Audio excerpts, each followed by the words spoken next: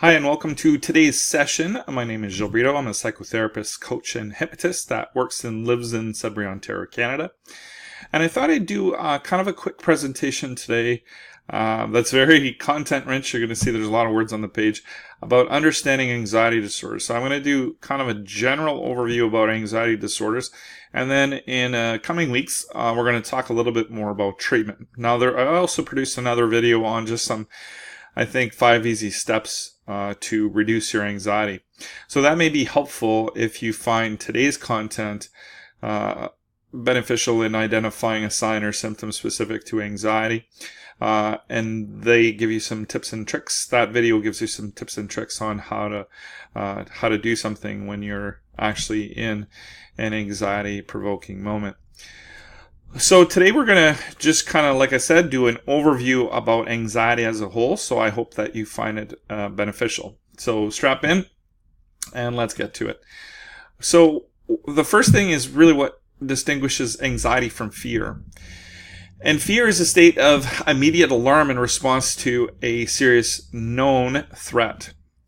So it's oriented in the present. So it's something that's happening right now. So if you see a bee or a snake or something like that, it's normal to respond feeling anxious, shortness of breath, or anything like that, because that's a normal response to something that's happening now and in the moment. Anxiety, on the other hand, is a state of alarm in response to a vague sense of threat. So it's usually oriented towards the future. So what that means is it's really based on the what ifs. What if I give this presentation and I don't remember what I'm going to say? What if I go there and everybody judges me? So it's really oriented in the future, not what's happening right in the moment. What if I pass out as soon as I see the needle? So there's a lot of things that are anxiety provoking. And I give you a couple of examples of maybe phobias and social anxiety and all that kind of stuff. That's really what we cover a little bit more in detail today. Now, when does it become more like a disorder? So what's the difference really between just adaptive fear and maladaptive anxiety? Fear, again, it's realistic given a circumstances, in a given circumstances. So if you jump at the sight of a snake or something, it's happening right now, it's a realistic event. Or if you're if you're getting ready to parachute out of a plane, then that fear is realistic. Maladaptive anxiety is unrealistic. It occurs when a person is not in danger. So anxiety is really the emotional response to perceived danger. Now, the thing that's important in that definition is it's perceived. So if a person is going to do a presentation in front of their colleagues, the perceived danger and why they feel anxious could be about judgment, could be a lot of things, but it's not always about being in danger. With fear, it's in proportion to reality. So it could be something that's actually physically happening. If you were being chased by a bear, it's normal to feel some fear there. Now, maladaptive anxiety is out of proportion. So let's say you're meeting a new group of people. Well, it's normal to feel slightly uncomfortable. That's our normal kind of cautionary thing when we meet somebody new. It kind of keeps us humble, and that's kind of normal. So if you go to a new situation on a scale of 1 to 20, it's probably normal to feel at a 5 or something. But when it's so intense that it prevents you from doing the things that you really want to do, or even leaving your house, that's really out of proportion. So I know some people even coming to their first appointment, when I measure where their anxiety is at on a scale of 1 to 20, it's at 17 or 18, and it's just by being here. So that's kind of the out of proportion intense. That's what I mean by that. In adaptive fear, the fear ends when the threat ends. So in that example, being chased by the bear, as soon as the bear goes in a different direction, everything kind of returns to normal in a relatively quick sequence. However, with anxiety, it could be long-lasting. Like I've had students when I was a campus counselor at our local college, that their thoughts about giving a presentation or anything like that would last for days before and after. So it was really long-lasting. And on the same example, if they had a presentation on Thursday, they could be worried about it from last week even 2 weeks prior, because they know it's coming. Again, it's that what if mindset, that what if kind of thinking. And obviously, it interferes with a person's ability to function. Now, what we find in anxiety a lot is just avoidant behavior. So if doing a presentation makes you nervous, people have a tendency to avoid them. Now, if that's a big component of you passing or failing a class, then you could see how it could be very destructive to the person's ability to function. So the first of the anxiety conditions is generalized anxiety disorder, which is often called GAD. So this is overwhelming anxiety and difficulty in controlling worry. So it's more than just a slight worry. It's constantly worried about the what ifs. So it's characterized by excessive anxiety under most circumstances and worry about practically anything. So it's kind of free floating. It's not anything specific. It's that they worry about everything. They worry about traffic. They worry about their family. They just worry about everything. And it becomes more and more debilitating where they can't sleep and can't really function. So a little bit more of the warning signs. So continuous worry about major and minor events without cause. So they're always hypervigilant. They're very threat sensitive. Obviously, with all this tension constantly going up, there's often headaches and other aches and pains from cortisol continually being released in the system. They often have body tension, so they present with a lot of neck, shoulder, upper back kind of tension, fatigue. They have a great amount of difficulty relaxing and being in a calm state. They have a hard time focusing on one task at a time. It seems like everything is really, really overwhelming. They get crabby, grouchy. They're much more irritable because it's like they are constantly under tension. So that hypervigilance makes you just kind of always on guard. So they're much more likely to be touchy.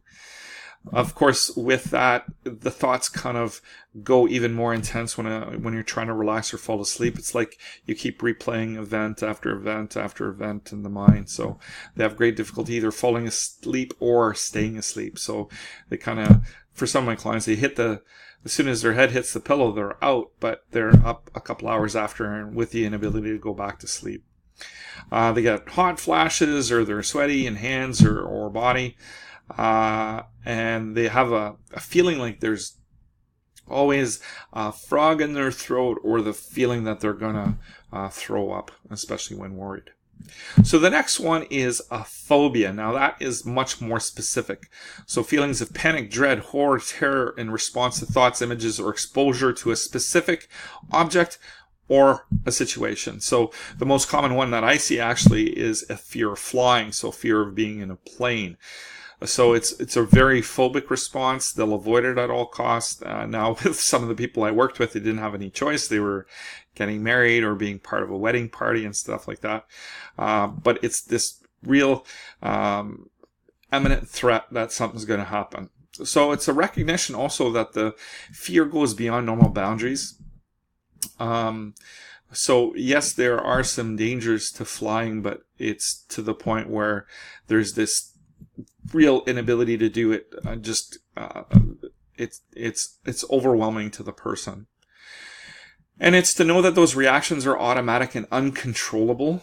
It usually takes over a person's thought. So what I get with the people that talk about a fear of flying, for instance, they kind of say that their significant others try to give them glib advice like, flying's the second safest mode of transportation. And it's like, logically, I understand that. Logically, I know that, but I can't control the fact that my physiology is changing. My breath is getting short. I feel like I'm going to pass out, all that kind of stuff. So that's the automatic reaction that takes over. So we just talked about that, shortness of breath, rapid heartbeat, and oftentimes extreme measures are taken. So sometimes that's chemicals. I had one client said, I had to take a couple Advans and a couple shots of alcohol in order to fly. And of course, that is pretty dangerous behavior, but it was like that was the only way I was able to fly. Or just kind of avoid it altogether. Now with social phobias, here the difference is with this warning sign is they are really uncomfortable. Now, I said before that people are generally or can be generally shy when meeting new people. But people that have a social phobia, they are extremely uncomfortable in new surroundings. They have great difficulty being in situations where people are involved. They have an intense, not just a shyness, but intense fear of embarrassment. They have a constant fear of making a mistake and being watched and judged by others like they're not good enough. Fear of embarrassments results in avoidance of important activities. So sometimes it's something really important that they know and want to attend. Could be a family function, it could be a wedding, baptismal, something like that, and they do not have the ability to kind of go through with it. Excessive worry about upcoming social situations, frequent blushing and sweating, trembling, even nausea before a big social event. So sometimes it's just a total avoidance of social situations. And again, with anxiety, more than anything, is it isolates. It isolates a person suffering with this from the world, even to the point where they become so closed in that they have a hard time leaving their home. Oftentimes they will self-medicate using alcohol or other types of sedatives so that they can function in those social circumstances. Next is panic disorder. So here it's frequent unexpected panic attacks.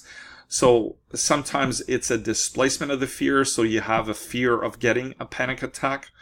And obviously some possible restrictions of behaviors for the prevention of such attacks. So people will just kind of avoid so that they make sure they don't get any panic attack.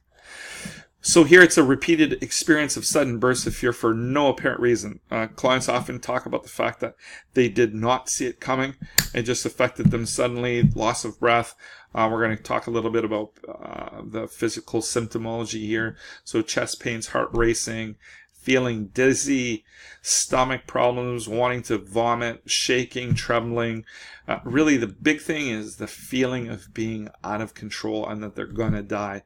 Clients have often experienced this and compared it to having a heart attack. Like it just feels like you're going to die. So the fear of dying, or that they're losing it, they're going crazy. The next category is obsessive compulsive disorder. So one or more obsessions which may occur together with certain compulsions. So it's recognition that these obsessive thoughts arise in their own minds, but it's the inability to control or suppress the thoughts.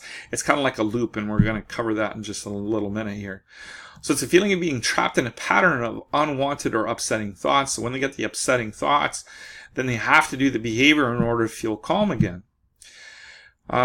And they know that they're doing this for no good reason. It's not an unlogical thought. Like, it's not like, would you just stop washing your hands? They're clean. It's like they know that in a logical way, but it's this sense of anxiety that comes on until they do the compulsion, and then it can get them back to a more calm state of mind.